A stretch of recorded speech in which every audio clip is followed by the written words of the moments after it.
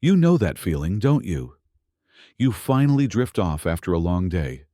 Your body relaxes, your mind quiets, and then, sometime around 2 or 3 in the morning, your eyes snap open. Your bladder is calling. It's not screaming, not yet, but it's insistent enough that you can't ignore it. So, you shuffle to the bathroom in the dark, trying not to wake yourself up too much, hoping you can just slip back into that warm cocoon of sleep when you return. But it doesn't work that way, does it? You come back to bed and suddenly your brain is alive. You're thinking about tomorrow's errands, replaying a conversation from yesterday, wondering why the neighbor's dog was barking, the deep, restorative sleep you had gone. You lie there in a sort of twilight zone, half asleep, half awake, never quite getting back to that good healing rest. And when morning comes, you feel like you barely slept at all. Most people think this is just what happens as we get older. The bladder gets weaker, right? Or maybe it's our kidneys working overtime. We accept it as inevitable. But here's the thing. What if I told you the problem isn't really your bladder at all? What if the issue is actually the conversation happening between your brain and your bladder? A conversation that's gotten a little too loud, a little too urgent when it doesn't need to be. And what if I told you that between 2 and 4 grams of something your body already produces naturally could quiet that conversation enough to let you sleep 6 to 8 hours straight? No interruptions, no groggy mornings, no lying awake at 3 a.m., wondering if you'll ever fall back asleep. I'm not talking about prescription medications with a laundry list of side effects. I'm talking about a simple amino acid backed by legitimate scientific research. Today, I want to walk you through exactly what this is, how it works in your body, and how you can use it. Starting tonight, no gimmicks, no false promises, just biology explained in a way that makes sense. So, what exactly is happening when you wake up multiple times a night to use the bathroom? Doctors call this no cura. It's the medical term for frequent nighttime urination, and it's far more common than you might think. But here's what most people don't understand. Nocturia isn't always about how much liquid is actually in your bladder. Often, it's about how your brain interprets the signals your bladder is sending. Think about it this way. Your bladder has sensors, little nerve endings that detect pressure and fullness. As your bladder fills, these sensors send messages up to your brain through your spinal cord. Normally, your brain is pretty good at deciding what's urgent and what can wait. During the day, when you're awake and active, you might notice the signal, but choose to finish what you're doing before heading to the restroom. But at night, when everything is quiet and your defenses are down, your brain can misinterpret even mild bladder signals as urgent. It overreacts. It wakes you up, telling you that you absolutely must go right now, even though your bladder might only be half full. This creates a vicious cycle. When you wake up, your sleep architecture gets disrupted. You might have been in the middle of deep sleep or REM sleep, the stages where your body does its most important repair work. Your immune system rebuilds. Your brain processes memories and emotions. Hormones rebalance. But when that cycle gets interrupted, you lose those benefits.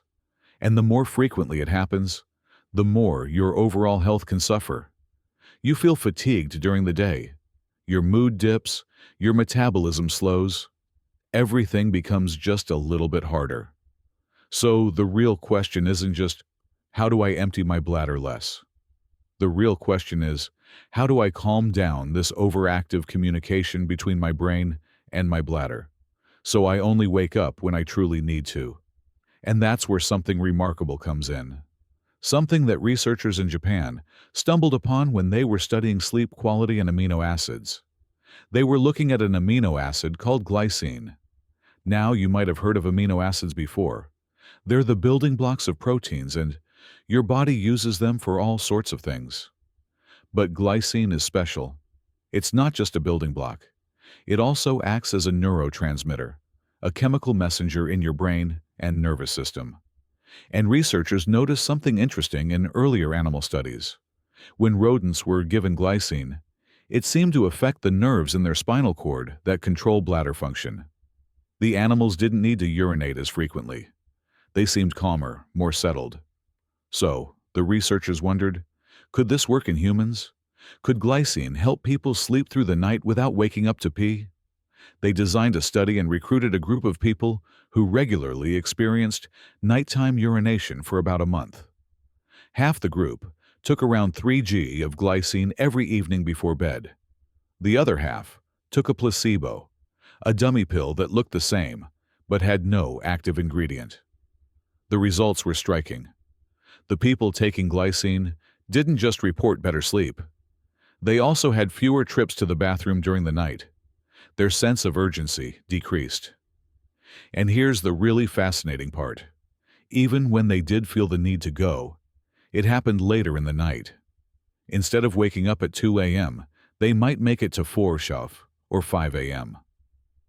For someone who goes to bed at 9 or 10, that's the difference between a fragmented night and a nearly full night's rest. But how does this actually work? How can one simple amino acid calm both your mind and your bladder at the same time? To understand that, we need to take a quick look at what's happening inside your nervous system. Don't worry, I'm going to keep this simple. Glycine works on something called the NMDA receptor. This is a specific docking site on certain nerve cells in your brain and spinal cord. When glycine binds to these receptors, it has a calming, almost sedating effect. It's not like a sleeping pill that knocks you out. It's more subtle than that. It gently turns down the volume on certain nerve signals, making your nervous system a little less reactive, a little less jumpy. One of the signals it turns down is the micturition reflex. That's the technical term for the bladder contraction reflex, the automatic process that makes you feel like you need to pee. By dampening this reflex, glycine essentially tells your brain, "It's okay, you don't need to wake up yet. The bladder can wait." At the same time, glycine is working on another part of your brain called the suprachiasmatic nucleus. This is your body's master clock, the region that helps regulate your sleep-wake cycle. By influencing this master clock, glycine helps you sink into deeper, more consistent sleep stages. It's like dimming the lights in your brain while simultaneously lowering the volume on your bladder alarm. Both systems settle down together, working in harmony instead of against each other. Now, here's an analogy that might help you visualize this. Imagine your bladder as a smoke detector in your house. During the day, you've set the sensitivity just right. It goes off when there's actual smoke, but it doesn't scream at you every time you make toast. But at night, for some reason, that smoke detector becomes hypersensitive. The tiniest bit of steam from your evening shower, and it's wailing. Glycine is like recalibrating that detector back to a reasonable setting. It's not turning it off completely. You'll still wake up if there's a real emergency, but it stops the false alarms, the ones that jolt you awake when you don't actually need to be. So, the natural next question is, how much glycine are we talking about? And how exactly should you take it?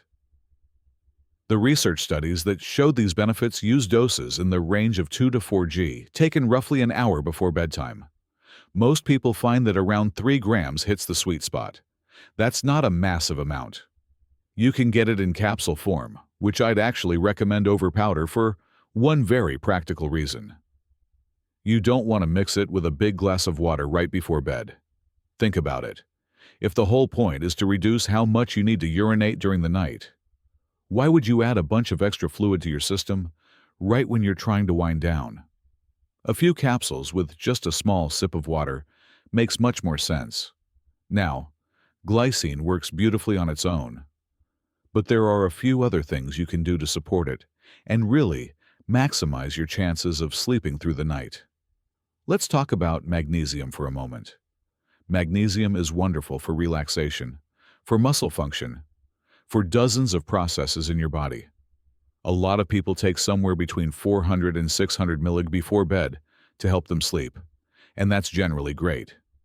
But here's something most people don't realize. Magnesium also affects your fluid balance. It can actually make you urinate more frequently, especially if you take a large dose all at once right before bed. So, here's what I suggest. If you're currently taking, say, 500 milliliters of magnesium in the evening, try splitting it up. Take half of it, maybe 250 milliliters with your dinner, around 6 or 7 hours. Then take the other half about an hour before bed. At the same time, you take your glycine. This gives your body a more gradual, steady supply of magnesium rather than one big surge. You still get all the benefits for your sleep and your muscles and your nervous system, but you're not overloading your kidneys all at once with something they need to process and eliminate. It's a small adjustment that can make a surprisingly big difference. And speaking of adjustments, let's talk about your fluid intake throughout the day. This one can be tough because many of us have built habits around drinking tea or water in the evening while we relax and unwind. I completely understand.